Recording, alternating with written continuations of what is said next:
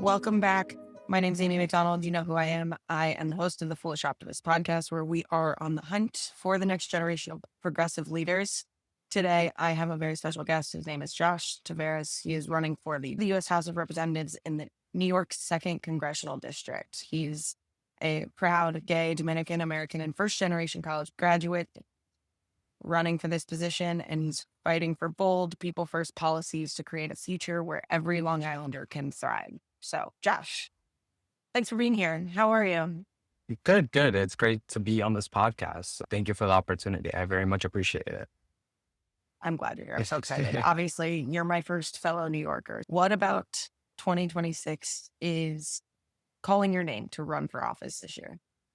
So I have been wanting to run for some time. It's not something that I would say just came out of the blue. Let's say, for example, it was matter of fact of just when could I run? Because I wasn't old enough. You do have to be 25, unfortunately, to run for Congress. I was a little young and I still didn't feel like I had everything that I needed. I still wanted to graduate from school, which I hadn't completed yet. And there was just, I think I never had a time frame for when I had to do it, but it just felt like it worked at a perfect time with everything that's going on in the country right now and all the knowledge that I've acquired and all the things that I can use it to help other people is what I'm trying to do, you know? Yeah. So you mentioned, we've talked about this, not on the pod, but you mentioned you're a community organizer. Tell me a little bit about that and how that colors your ideals for just the future in general. Yeah. So ever since I've been a young child, even in high school, I was very involved in the community. I did a lot of community service all throughout.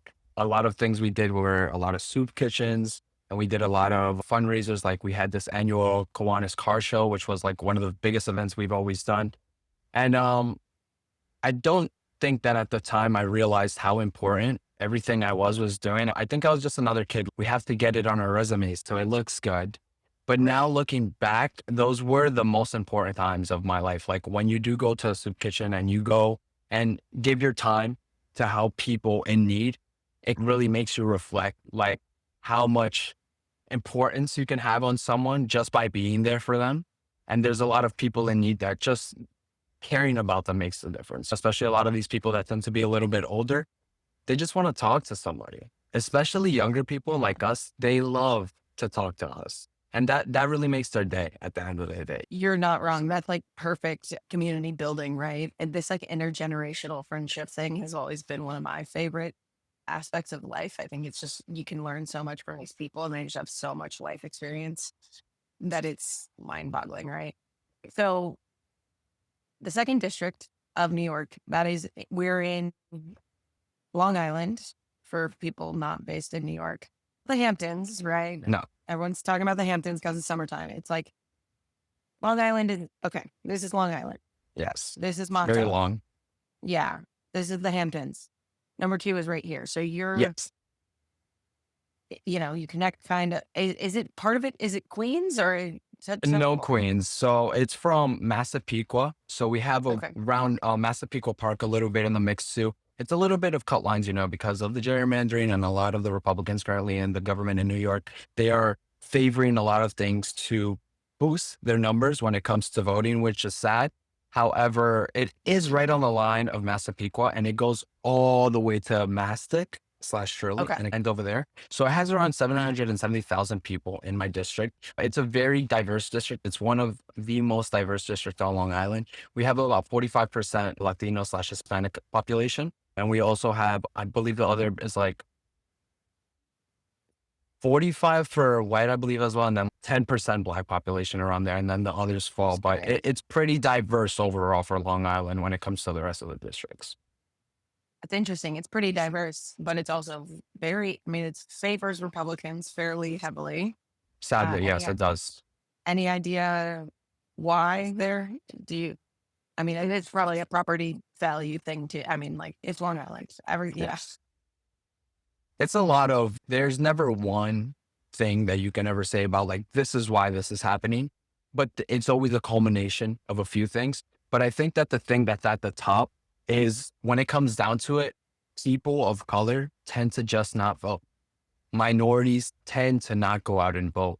And when you look at the demographics of my district, again, 45% Hispanic, Latino, these are immigrants that are coming from countries like El Salvador, Guatemala, Panama, Dominican Republic, like where I'm from. And the government has not had a good history previously there. And that's what these people have seen, how they instituted things in their countries, took over through coups and took down any type of leader that they had any type of hope for change. Yeah. And the US came in and said, no, that's the idea that they have of them. So when they come here, they've seen the bully outside from where they're from. So I can understand why they feel like voting's not going to make a difference. But I feel like that's where I have to come in and make that difference. I have to show them that gap, that voting matters. It might not feel like it. It might feel inconsequential when you just put your ballot in the wee little ballot box and there's 368 million people in the United States of America. Yeah. But your vote matters at the end of the day. And we're seeing that every single day. Well, and I think that's something the Democratic Party in our country recently, over the last 15, 20 years, has really done a poor job at, right? Like when they poll people, Republicans firmly believe that their vote matters. Every single one they talk to, they're like, yes, every time, I go every time because it matters. And so many Democrats feel the exact opposite, right?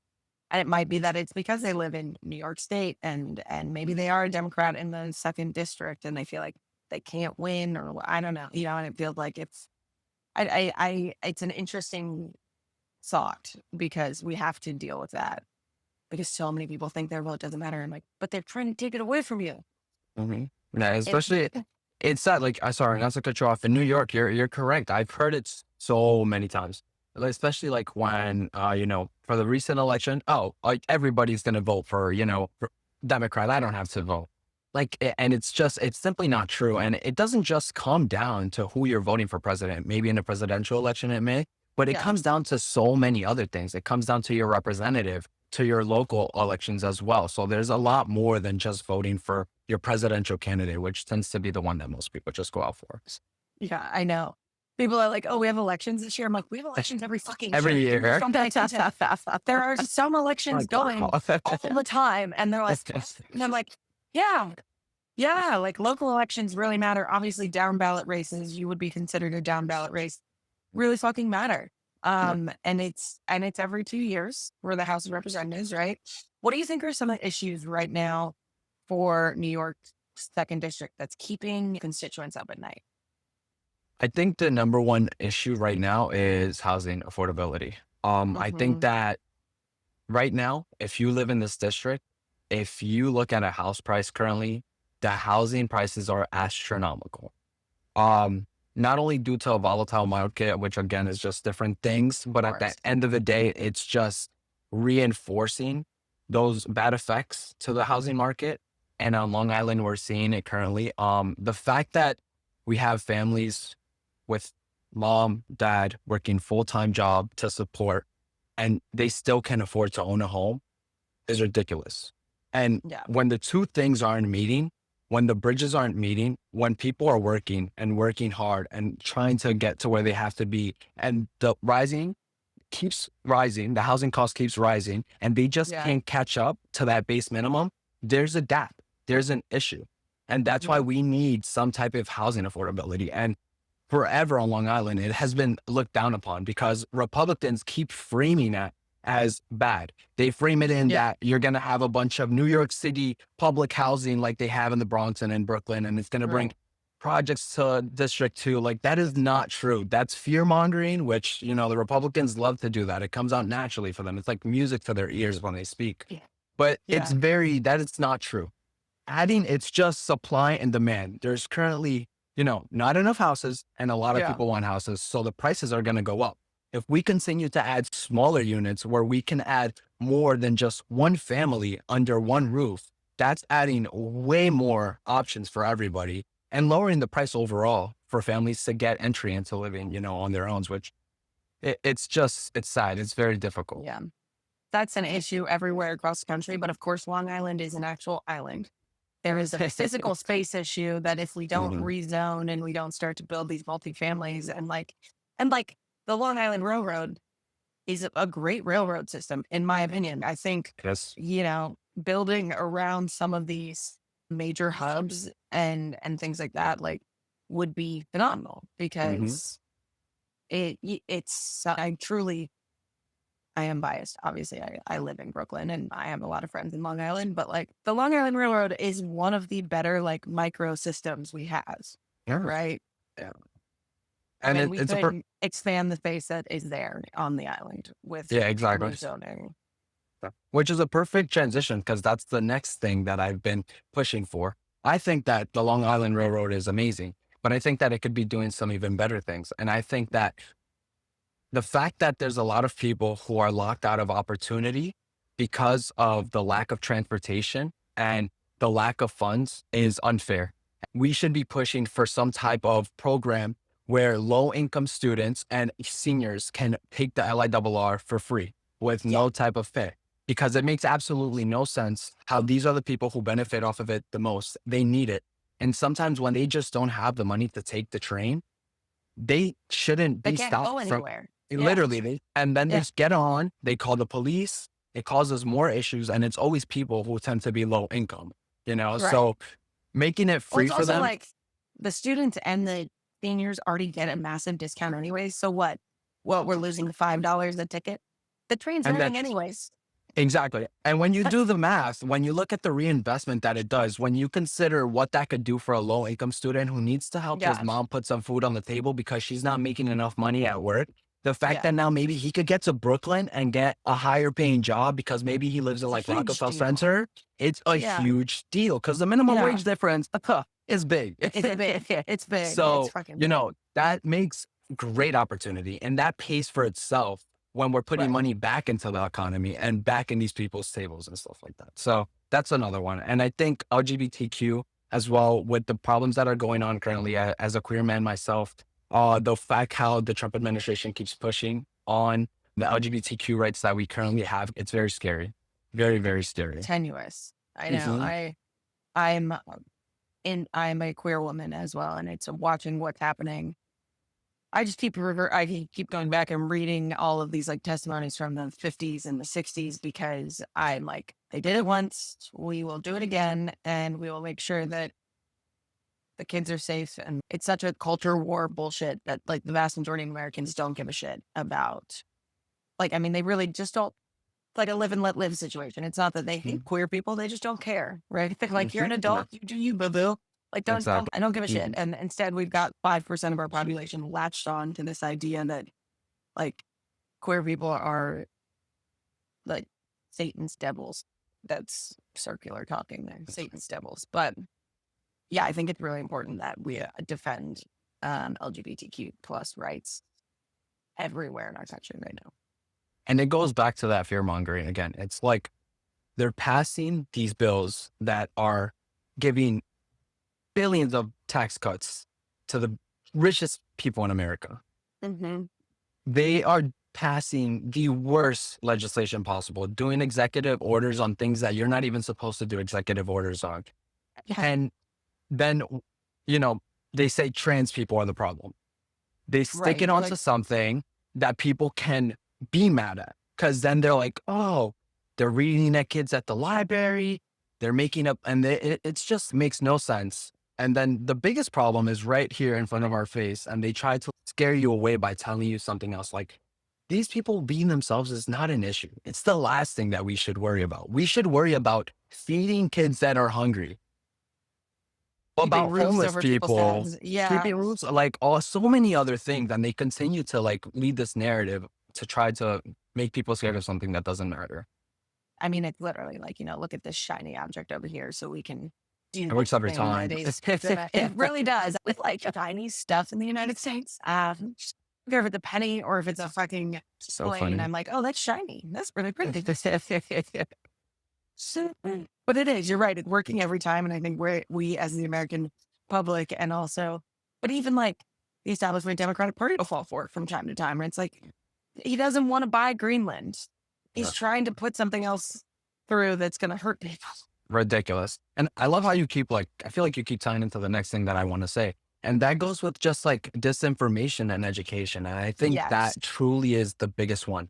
The whole thing and I wish people can get this big picture because I feel like a 3-year-old could see it. They're just trying to get rid of education because they get rid of Yes. education and then 100%. people get dumber. And when people are dumber, it's easy to control the masses. Point blank, period.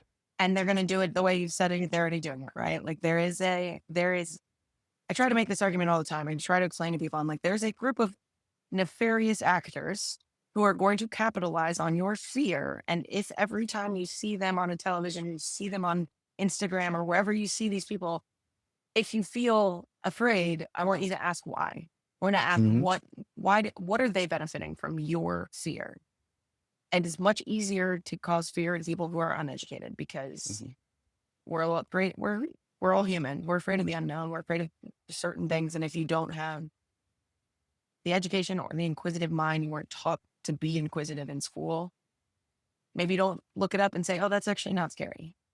Mhm. And in fact, as you see, when you look at how many kids that go through education and think the way that you're saying, it's a big drastic change when you look at the demographics of how many people tend to lean more conservative when they're educated or not. But even with the bill that they just passed, they're cutting Pell Grants by 28%. The amount of kids, all the kids who receive Pell Grants tend to be low income students, the ones that need the help for college the most. And they are simply not only cutting the Pell Grant, but they're also increasing the minimum credit requirement. Again, shooting at low income students who tend to take a little bit They're working at the same yeah, time. taking care of family at home. Yeah. And then again, now you have to be completely full time to continue getting your benefit. They're getting rid of repayment plans so that people aren't paying in the time that they were thought that they were going to pay. And they're even going to get rid of what is it called when you pay after you're done with your school. So for a lot of Yeah. students, loan payments could be Department. starting, immediately. Like it's sad. And it's specifically targeting, again, people who are trying to get educated, who want to better their education so that they can get ahead, like myself, who came from nothing, and it's sad to like want to do that and be punished for that, to be demonized for wanting to be educated. That's like the worst possible thing that they could ever do. Well, that is the problem, of course, right? Because education is the great equalizer, in my opinion, right? Education is the thing, like you said, the more educated people are, the more opportunities they get, whether that's staying in Long Island, being near your family, or whether that's being able to travel the world, get a job somewhere else. But it's also, as you mentioned, adds to critical thinking, adds Mhm. to all of these important things that cause problems, right? Especially for the very specific group of people in our country who are like, only rich white men should be.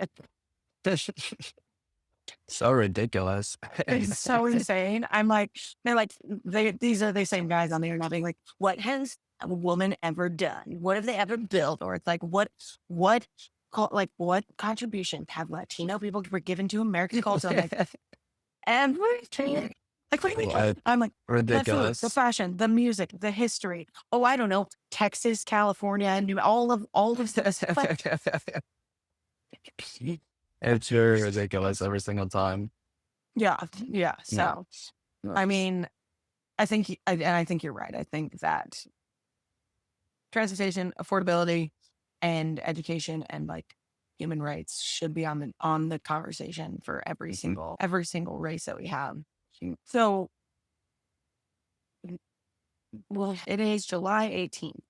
So you have about like a year before our primary? Mhm. Okay. And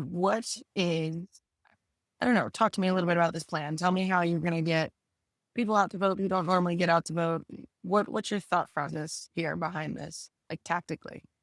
So currently I'm all grassroots funded. I don't take any money from any big corporations, no big pack donations or anything like that. So every donation that I get is from individuals, New Yorkers, and everyday people. Where can people donate while you're saying that? JoshTaveras.com. And that there will just take you to my website and you could donate and you can see everything that I'm talking about today, like the policies that I support, how you can volunteer, about me, and all those different things. You can find that on the website as well.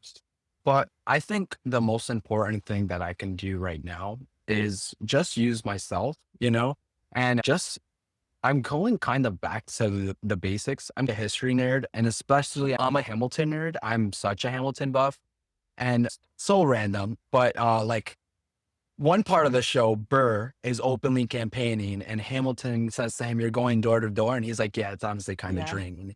And me too, because that's what I'm doing, and It's I agree exhausting, now. but it is the way.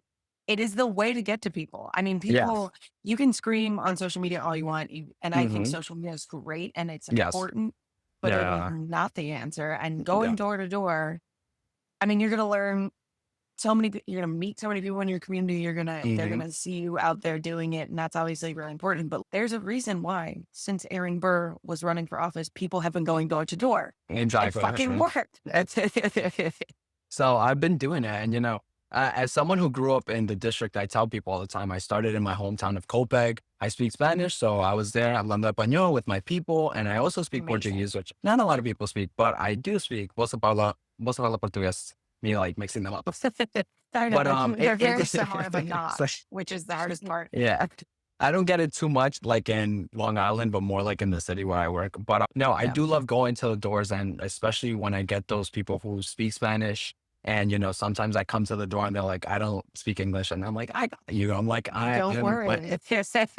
and I have pamphlets in English and Spanish that I give that has all my Right. issues, like to sign up and donate. But I think that it's a culmination again of both. Like, of course, knocking on doors, doing events too.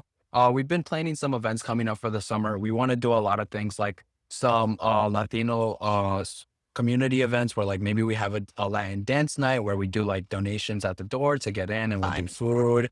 And we've been thinking of doing some toy drives as well and different things over the summer that we will be sending out through my campaign to just get the community people involved as well.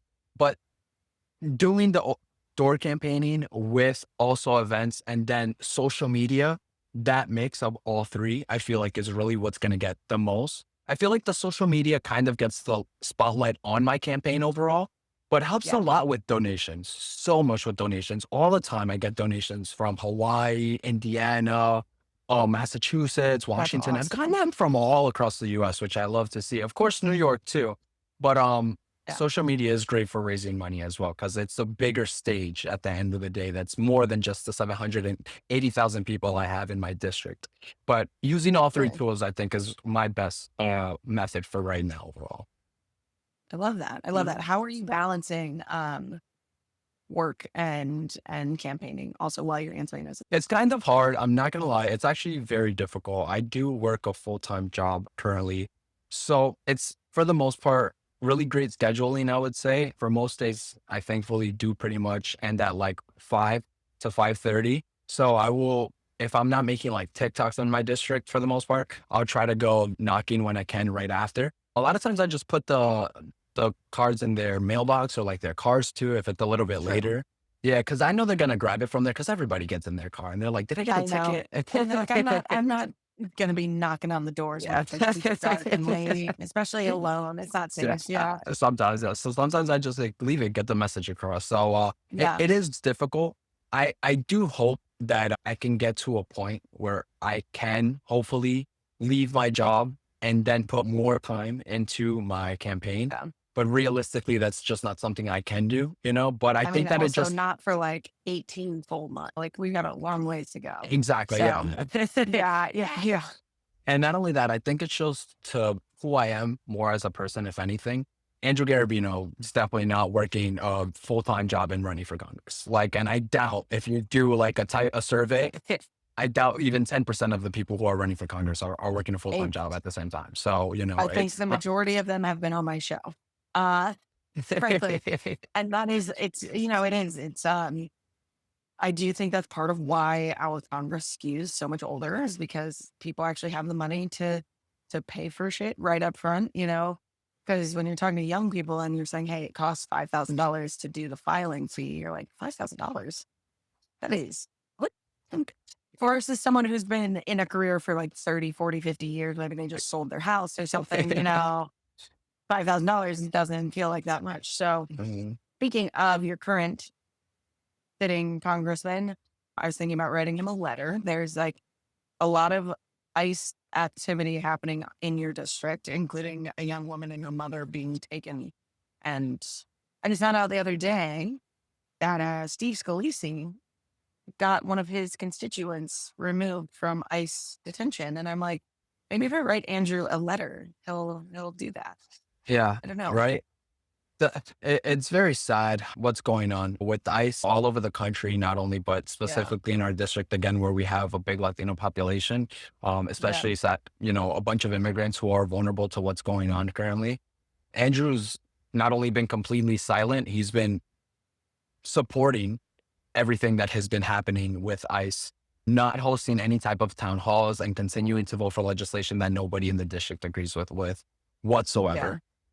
It's actually very sad. I was actually gonna do a town hall, like where the whole theme was like hosting a town hall for Andrew Garabino because he can't. So I Yeah. did want You to do should. that, which is kind of like a little fun thing, but also overall for anybody who is looking for help with what's going on currently with ICE, I do have some extra resources again at my website too. It's at the top where it says immigration resources. So there's a bunch of links for different families if you are going through some difficult times right now. For some lawyers that, it's not easy. Of course, they're very busy, but they can help families get some help with what's going Yeah. on. What I want to do and what I plan to do is that if I do get in, I do want to push some type of legislation where I can protect all these families, of course, in our district. And Yeah. I would 100% say that I would keep ICE completely out of New York's second congressional district if I was the congressman, right?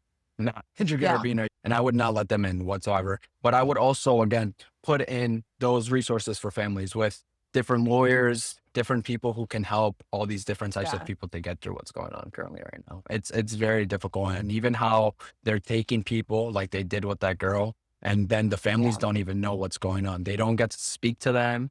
They don't get told It- where they are, and yeah. they don't even get like due process at all when they take them. It's absolutely Right. ridiculous. Right. I love history as well. Right. And people always ask me what I feel like is happening. And I'm like, well, I can tell you one thing. As soon as a president and or monarch and or any person in charge wants to get rid of due process, that is step one to authoritarianism. Authoritarianism every You're like time. without being able to go stand up in front of a jury of your peers and say, hey, Mhm. that's not what I did. There's no justice. And like the young woman we're talking about, she came to this country legally. She's studying at school. She's in the process of getting a green card. They came to her house and Honor roll said, student. yeah, like specifically said they weren't even looking for her. Like her fiance said that. And they still took her and her mom, and they're both in Louisiana now. Like it's so disheartening, and it's just I cannot imagine what it feels like to be Yeah. in that position right now. And just to even, I'm very white. I'm like all white. There's nothing exciting in my background, even years, generations past. No, we're just like the whitest folks. So I Yeah. can't imagine the feeling of just being outside, and even being a legal citizen and having police officers look at you because you have brown skin and be like, And what happened with the Supreme Court was the worst of it all. Like that yeah, Supreme Court decision on the birthright citizenship, I've read my fair share of the Supreme Court decisions that have got me very angry. But the yeah, fact that they basically cut off their own limbs, I was like, is this them kneeling to the power? What type of yeah. decision is this? I was like, this is ridiculous. I mean, they've Like, consistently sided with him, it's and they've it's made sad. themselves a little bit more powerful while pulling back power from the district court, which Mhm. is very worrisome. Um, Ridiculous. yeah, it really is. It's really unbelievable. So, Mm. um, let's shift gears here a little bit. Can you tell everyone your website one more time? Yes, you can go to joshtaveras.com. So JOSHTAVERAS.com. Or that's like the short one. It's also Josh Taveras for Congress. That's like the super long one.com. But whichever Yeah, one we have word. both because we're smart. Honestly, it is really smart because, people are just typing shit and then they're hoping to find it. Yeah. That's really great, actually. Mhm. Yeah. What do you think your favorite thing about the district is? To think about it. Oh my God. The food. Are you joking? Like, when I met my boyfriend, I was like, you're not ready. I was like, when I have a food thing on my phone with every location on Long Island that I'm like, but I did want to do a series that I've been thinking of doing. I just been so like, I don't know how to do it. And I'm scared that my favorite food places are going to be secret Republican. Secret Oh Republican. no. But I did want to do a series called Taveras Taste on my TikTok where I go Yeah. to different small businesses in my district, and show the owners how they started the restaurant, my favorite dish on the menu, and just show the delicious food that they're offering and letting people know to come down and keep the money in the local economy, you know? But Honestly, I love love that. food, love food. Yeah, I want to Look, do it so here's the bad. thing. It doesn't matter if they're Democrats or Republicans. If and when you get elected, you're going to represent all of them and Yeah. they'll remember you showing up. I think that's really important. And I think, it builds some trust for you as a Right. candidate, but it also is like just really great fun and goodwill into the community. So You know, I agree. I just feel like my favorite food place is gonna tell me no because we don't support Democrats, and then I'm gonna be like, but yeah, I loved your pig. no, I think they'll still, I think, No, but I don't think so. I think that it will be fine. But no, yeah, all jokes aside. But it's great. Park Avenue Grill is a good one. I don't know if you've ever heard of it. It's in Amityville. Really great. Spoon Sticks is another one that is really great. I think I have heard of Um, that one. Salumi is another great one too. These are just some good ones that are all in my district. It's just great. I also love all the parks that Long Island has. Long Yeah. Island scenery is absolutely beautiful. It's either super dead in the winter when there's absolutely nothing and it's all You're like, oh, the solid. ground And is gray and the trees are gray and the sky yeah, is also but I gray. kind of And love oh my those. gosh, And then it gets all beautiful and warm, so especially like green. I think Long Island has some of we get all four seasons and to the extremes, I feel like it's great, you know, and I Yeah. love it. Yeah. I love that. Mhm. Do you have any advice for young people thinking about getting into politics? Any advice? I would say just try to be based in your community. That's all I could Yeah. say. Just like I was saying, from the youngest age that you can, just try to get involved and do different types of things, experience different types of Yeah. things. Because I think that it just teaches you a lot of different life skills. It teaches you to think in a different perspective. When you are working with these people, it makes you think of things that you've never thought of previously as Right. well. And it helps the community too. The most important, what you do help. Right. And it Right. makes you feel good, which I think a lot of people try not to talk about because it's like, don't. But I think that's also important too, because there's nothing wrong with Yeah. wanting to help out a soup kitchen to make yourself feel a little bit better, you know? It But does. And mhm, it's like you're just bringing up everybody, right? yeah, And part of that exactly. is bringing yourself up as well and bringing some joy. And like we all need joy. Everybody needs a little bit of joy all the time, right?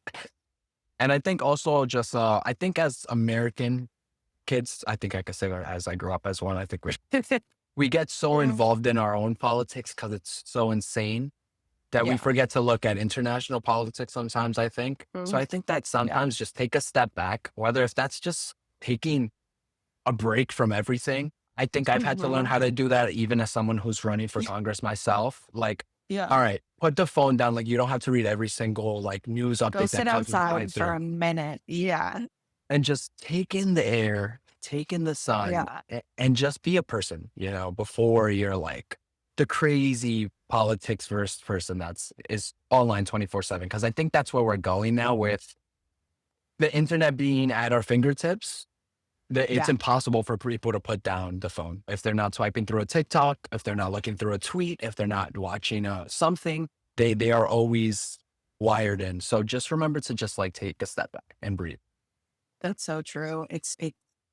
This like attention economy that we live in is so, and this is part, it kind of loops all the way back to what we were talking about at the beginning, right? Like there is a reason why certain news organizations want you to be afraid, and that's because it keeps your attention longer and like you won't turn it off if you're so scared that you need to know every little thing about it. And Hmm. crazy. It is No. crazy. I think about, yeah, I bought this little thing, I don't know where it is, called Brick. and I lock my phone up, and I can leave this at home. So you just tap it, and I can leave it at home, and I can still like, you can tell them which apps to make go away, and then you still have your phone, and it still dials, and you can still listen to like music if you want, but then you leave the brick at home, and you can't unbrick it. And I'm like, I'm 35, and I have to like sometimes do that to myself to turn my phone off. So like, for the young people, be careful with your fucking phones, for God's sake. You're millennial, right? I heard that I've never heard of, there's something that you guys do. What is it called? I forget. Like when you guys watch something on one screen, but then you have to have it on the second screen. I've never heard of that before. I forget what it's We called. like to have like 2 or 3 screens. It's just like all of them at the same time. I was like, that's so interesting. I have my little TV going, and then like, I'm not usually watching different things, but if I have my TV going, I'm probably doing work on my computer. At the same time. And it's just, but like, I mean, that's kind of how I have to have something happening all the time. That's how most millennials say the same thing. Yeah. Yeah. Yeah. Like, And that's it's so usually interesting. like, like when I'm editing my podcasts, I will have them on my computer, but I will have music playing in the background, or I will, and it's not, and it's like music will come from my phone or from like a Sonos or TV, sometimes on mute, just back there. That's interesting. I We're feel like fine. we're still like watching. I'm like so wondering, like if I'm doing something and I put something on, I'm like, oh, now I have to watch this. I'm like, hold on, let me put this to the side. I feel like that's how I am, because I start to lose focus, but I love it. I'm like, I love that. I'm the opposite. I'm like, I want to focus on 6 things. And I'm like eating ice cream while I'm like, it's fine. Or just like wiping myself on my computer. I'm like, that's efficiency. That's what it's called. Yeah. The people are looking at the true power. I love it. all right. So I've got some rapid fire questions for you, for people to help get to know you better. First one's first. Are you more of a coffee or tea person? Tea. Yeah, definitely tea. Mostly black tea for the most part. Yeah. Mm-hmm. Not. Okay. I don't drink coffee actually at all, ever. If I'm drinking coffee, my day is ruined. Oh gosh. Okay, I understand. Yeah. Are you a morning person or night person? Night owl.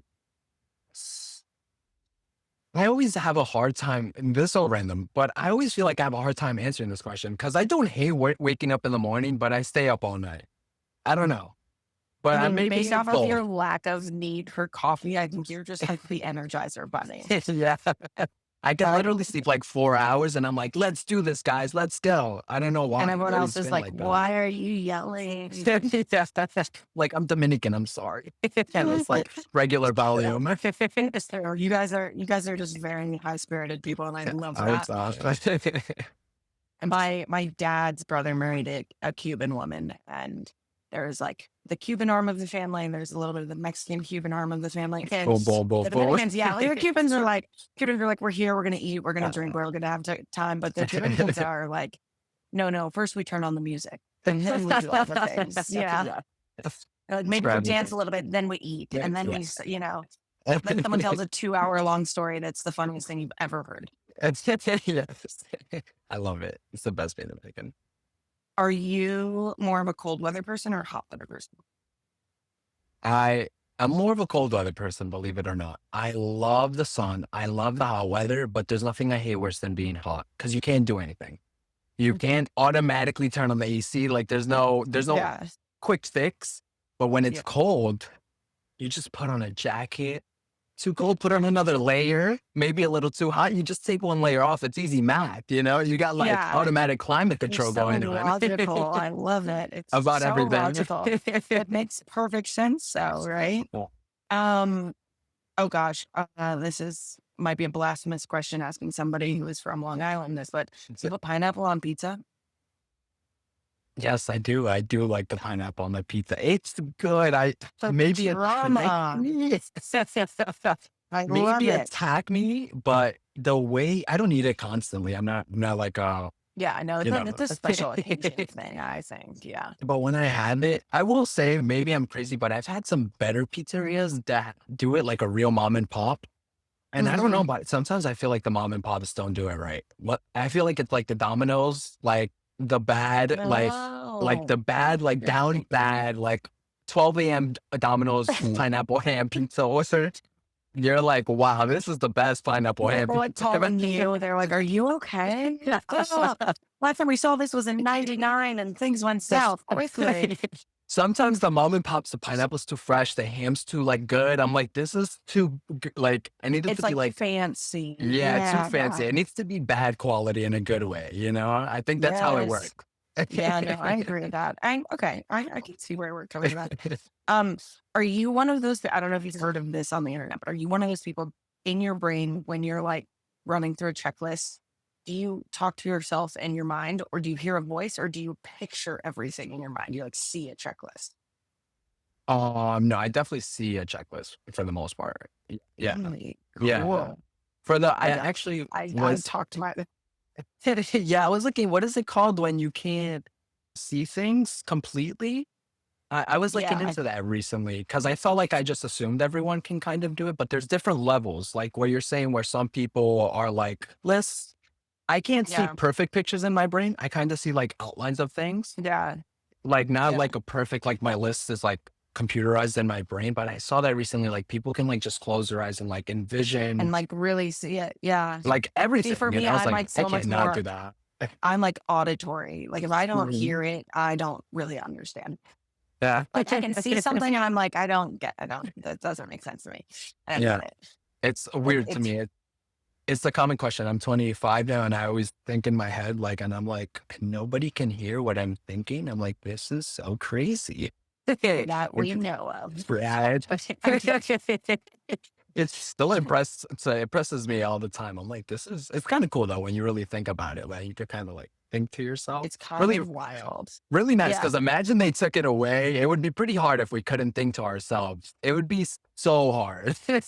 Yes. But I would never be able to have a job because I would just be like all of this shit in my mind. I've learned how to shut up pretty well. Yeah.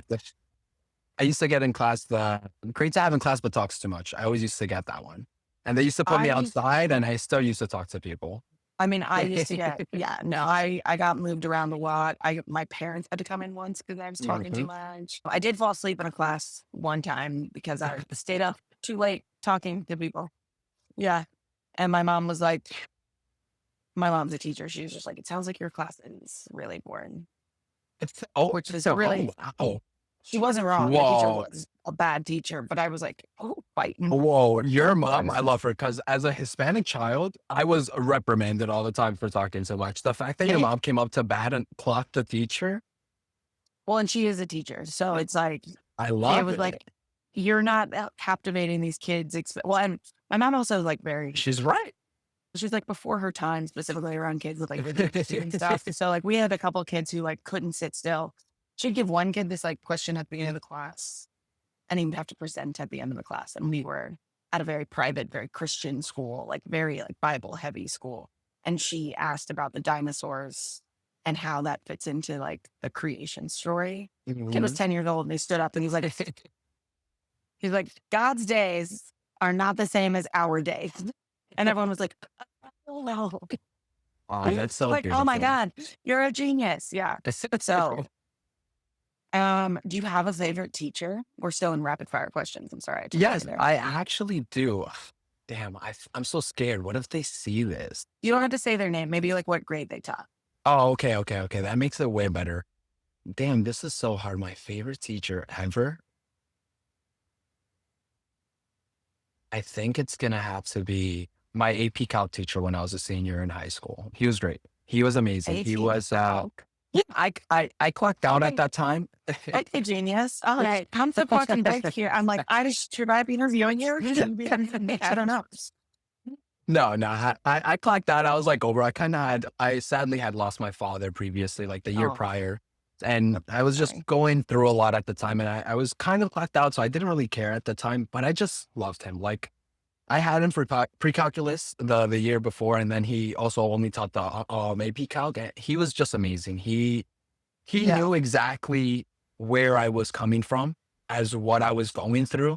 And he just knew like, sometimes I would come in and yeah, I did want to do calc because I was wanted to get my mind off things, but sometimes I was just Yeah. going through a little too much to want to care. And Yeah. he never anything against me, but was always there for me. Like, really an awesome guy. And I even emailed him after I graduated for my help on like my Calc 3 homework in Stony Brook in college. I was like, Yeah. I'm struggling. Like, I need you again. Hello, it's So me.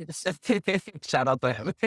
He's like, well, now you want to pay Teachers are attention to my so class. great. Yeah, literally. It's like you're not even in my class anymore, but teachers are just so fucking awesome. Yeah, I love especially that. as an orphan kid, like from a younger age, you know how you mentioned I didn't have my parents. School Yeah. was really where I got to shine because I never really felt like anybody kind of cared about me at home. I always kind of felt like Yeah. I was like never seen, because there was so much going on that like school was somewhere that I felt like I could get praised, you know, and when I get the good grades, I would stand out and be the best. So it's Yeah. just the way that it made me feel good about myself all the time. So. Were you put into the foster system after your father passed away, or? Thankfully, no. My mother has been terminally ill since I was 7. So even though she has been terminally ill for such a long time, terminal illnesses work they're not linear. They're not linear. Thank you. Yeah. That's the word I was looking for. They work in different ways. They're sporadic. So, at first it was a little weaker, but then it got really bad very, very fast. So even though my mother was still my caretaker on paper, I was being taken care of by my aunt. So it's called informal kinship care, where my Okay. mom was kind of still like, okay, on papers, but also an immigrant, mind you, she didn't have papers anyways. So it would have really Okay. made a difference. But, yeah, my aunt just kind of took me in and like took care of me from there. And, yeah, Mhm. Yeah. It was a little I hard. mean, and I think that's a really fucking important perspective to have in a voice in Congress, because we have a lot of children who are going through things like that, whether it's terminal illness or it is addiction or it is just parents not being ready to be parents, whatever, what have you, that is, I feel like having that background will like change the way that you fight for all children. I mean, And frankly, that's like, why I'm running, because I don't want any kid to ever go through what I went through ever again. You know, the way that I had to struggle growing up just to be able to make it, it's like I never, ever want any type of child to ever endure that type of struggle again, because it's genuinely not fair. Like what I had to go through as a kid.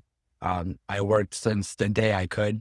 Before my dad yeah, passed away, I worked construction with him, but he passed away when I was like 16, so that kind of ended.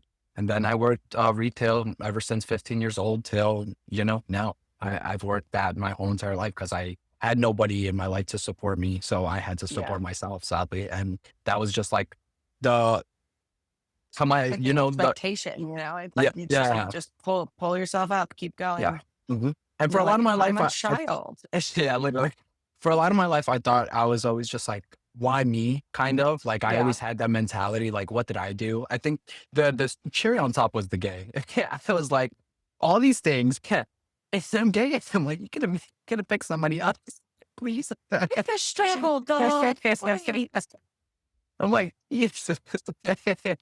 But no, it made me who I am at the end of the day. I felt such a type of way to it when I was so much younger, but now that I'm older, Yeah.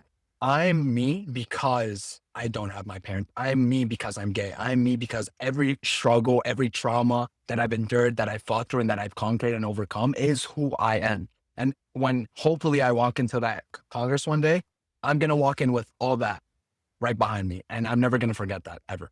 That's for me personally. I will never, ever, ever forget where I came from. I think that's the perfect place to wrap up. That's so beautiful. You're really exciting as a candidate. You're obviously a kick-ass person. And I think wherever you go, I'm going to be really, really excited to cheer you on. And again, you can follow Josh online. You can go to his website. It's joshtaveras.up. Yes. And then my Yes. Instagram is Taveras for Congress. If you guys did want to follow my campaign, TikTok is really where we're blowing up, which is the same. Taveras for Congress as well. We're about to hit 6,000 F4 or followers there. FOR? Just FOR. Yeah. I didn't want to make it complicated.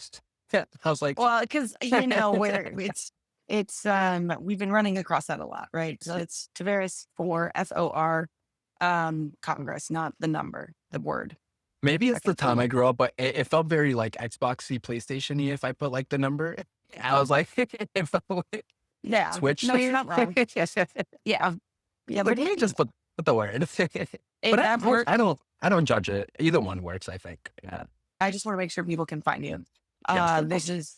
It's been a fun little game of spelling errors on my end because everybody four versus four, all these There things. you go. But yeah, And it was great to meet Yeah. you. I didn't even feel like I had a podcast. I felt like we were just having an amazing conversation. So Just thank a you for being an amazing host. Yeah, I loved it. New Thank Yorker to New you. Yorker.